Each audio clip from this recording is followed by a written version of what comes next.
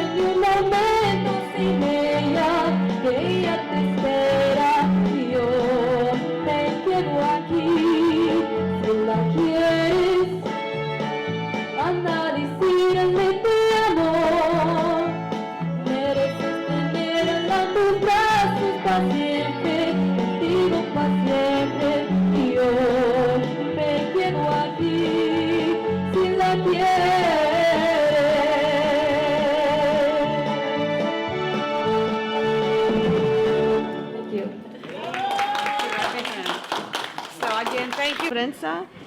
And we're here with Yolanda Sanchez. And what organization are you with, Yolanda? I'm with Brown Rock Ballet Folklorico. Okay. And we're going to have our Dia de los Muertos event on Saturday, November the 7th, starting at 4 o'clock p.m., with a procession starting at 5 p.m. And this beautiful event, Dia de los Muertos, is one of the holidays that it was definitely a religious holiday, that it actually we're talking about pre-Hispanic, that it was actually 3 days. They included Los Angelitos and then for the regular, for the adults, and then the one before that would be for the people that were participating in, they had died during any battles, and indigenas. And when the Spaniards came into what's now Mexico, they brought in, of course, their religion, and as you well know, everything was actually erased from the Indian culture from Mexico, and implemented they implemented the uh, religion, which is the Catholic religion, and it just so happens that they celebrated the honor of their ancestors on the 1st of November. And so that was kind of given to the Indians so they could continue, so that in the aspect of learning the new religion. And of course, it wasn't up to them to embrace it. They had to learn from it and embrace it.